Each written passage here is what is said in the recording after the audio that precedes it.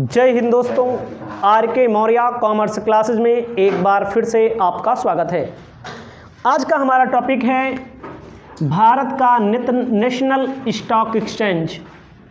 आपके पेपर में यहाँ से क्वेश्चन आता है, चेंज मैंने लिख दिया है, होगा चेंज।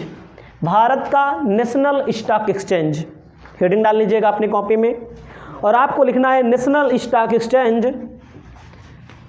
आपको अपनी कॉपी में लिखना है नेशनल स्टॉक एक्सचेंज भारत का सबसे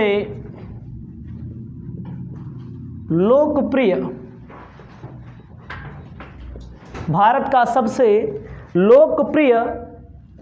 एवं सक्रिय स्टॉक एक्सचेंज है। याद रखिएगा, भारत का सबसे लोकप्रिय स्टॉक एक्सचेंज है और सबसे अच्छा स्टॉक एक्सचेंज है। जो सबसे सक्रिय है, सबसे लोकप्रिय है स्टॉक एक्सचेंज। इसमें आपको लिखना है जो पूर्ण रूप से, ध्यान दीजिएगा, पूर्ण रूप से कंप्यूटरीकृत है। ध्यान दीजिएगा, कंप्यूटरीकृत का मतलब इलेक्ट्रॉनिक है। कंप्यूटरीकृत मतलब इलेक्ट्रॉनिक है, इलेक्ट्रॉनिक के मतलब कंप्यूटराइज्ड है।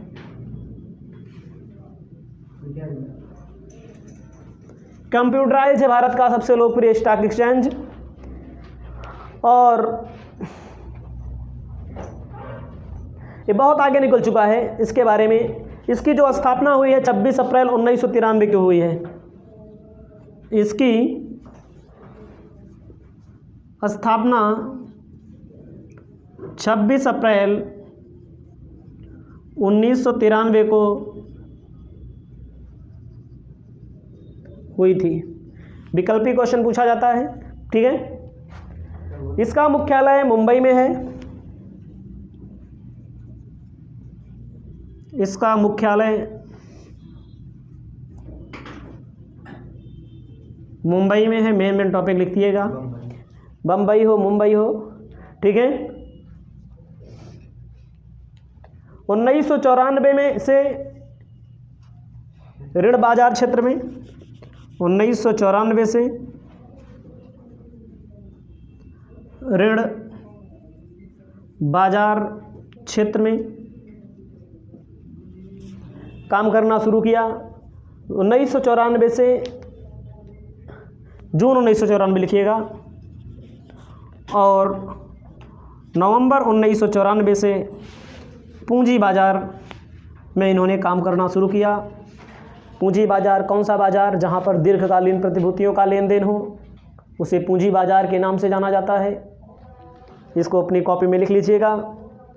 इसके प्रवर्तक के बारे में बताया गया है। प्रवर्तक किसे कहते हैं? जो व्यक्ति कंपनी के बारे में सोचता है उसके प्रवर्तक कहते हैं। इसके कुछ नाम दिए गए हैं, दो पढ़ के हम ऐसे बता दे रहे हैं, लिखना ज़्यादा ज़रूरी नहीं है। जिनको लिखना होगा वीडियो देखेंगे तब भी लिख लेंगे, सुन रहे हैं तब भी लिख लेंगे। इसके प्रवर्तक हैं the industrial development bank of India, the industrial finance corporation of India, the industrial credit and investment corporation of India, life insurance corporation, journal insurance corporation, SBI capital market, stock holding corporation. यानी कहने का मतलब क्या है, LIC वालों ने इससे चालू किया। LIC बहुत बड़ी कंपनी है, और स्टेट बैंक ऑफ इंडिया बहुत बड़ी कंपनी है, इन्होंने इसको चालू किया। लाइफ इंश्योरेंस कंपनी बताया, और इंडस्ट्रियल फाइनेंस कॉरपोरेशन IDBI, जो बैंक आप सुनते होंगे, IDBI बैंक ने इसको चालू किया। इसके प्रवर्तक कहे गए। इसकी कुछ विशेषताएं हैं जो मैं लिख करके बताता हूँ, इतना आपको तैयार करना है। आपको लिखना है नेशनल स्टॉक एक्सचेंज की विशेषताएं। National stock exchange national stock NSEI की विशेषताएं,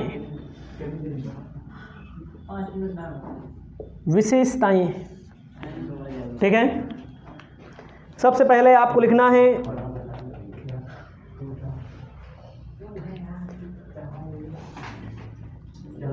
कुशल एवं पारदर्शी, कुशल एवं पारदर्शी। दूसरा आपको लिखना है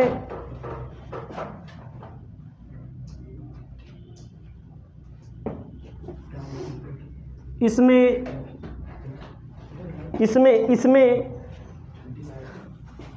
इसे पूरे देश में स्थापित, पूरे देश में स्थापित, ध्यान दीजिएगा, पूरे देश में स्थापित हो चुका है। तीसरा नंबर आपको लिखना है इसके दो अंग हैं, दो अंग, पहला पूंजी बाजार और दूसरा थोक ऋण बाजार। पहला है थोक ऋण बाजार, थोक ऋण बाजार। अगला है पूंजी बाजार, इसको लिख लीजिए।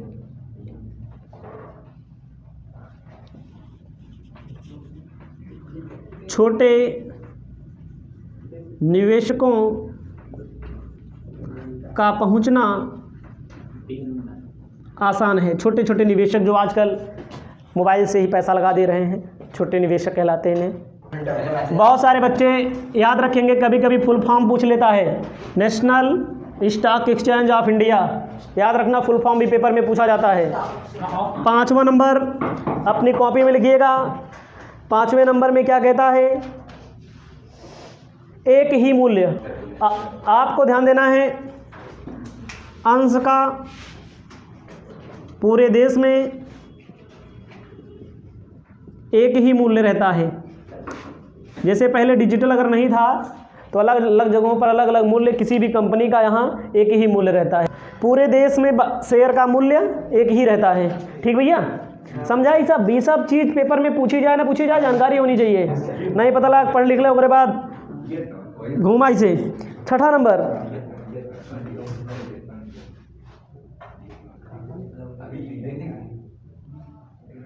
लिखना है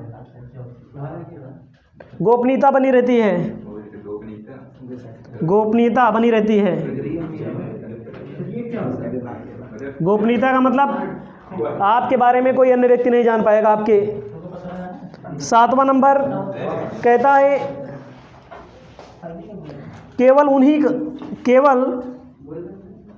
उन्हीं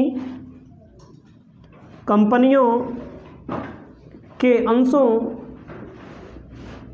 का लेन देन हो सकता है जो सूचीबद्ध हो स्टॉक एक्सचेंज में। सूचीबद्ध का मतलब जो लिस्टेड हो, जिनका रजिस्ट्रेशन हुआ हो। ठीक है, और इसका प्रभाव भी पड़ता है, सभी सूचना कंप्यूटर पर प्राप्त कर सकते हैं। ठीक है, इसको लिख लीजिए।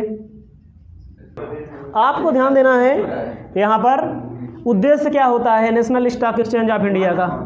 राष्ट्रीय स्तर पर एक ही स्टॉक एक्सचेंज, ध्यान दीजिएगा, राष्ट्र का राष्ट्रीय जो लेवल है उसके लिए केवल एक ही स्टॉक एक्सचेंज है।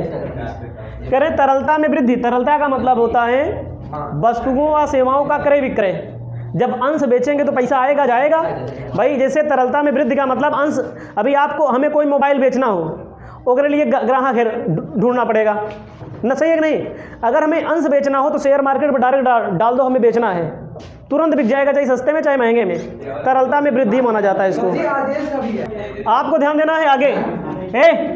सौदों में पारदर्शिता, सभी चीज़ें कंप्यूटर स्क्रीन पर आपको दिखाई देंगी, उनमें बेईमानी होने का कोई चांस नहीं रहता है। सौदों का शीघ्र निपटारा, जैसे डालेंगे उसमें हमें बेचना है, घंटे 2 घंटे में, मिनट 2 मिनट में सब बिक जाता है, उसमें टाइम नहीं लगता है। अंतर्राष्ट्रीय प्रमाप को पूरा करना पड़ता है, इंटरनेशनल लेवल पर आपकी छवि अच्छी बनती है। लागत को कम कर देता है, ध्यान दीजिएगा, लागत कॉस्ट कम हो जाती है, ठीक है। उसके बाद कहा गया है समान अवसर सबको मिलता है, कोई भी व्यक्ति शेयर मार्केट में, नेशनल स्टॉक एक्सचेंज में शेयर खरीद सकता है, बेच सकता है, आप भी, हम भी। इसको लिख लो।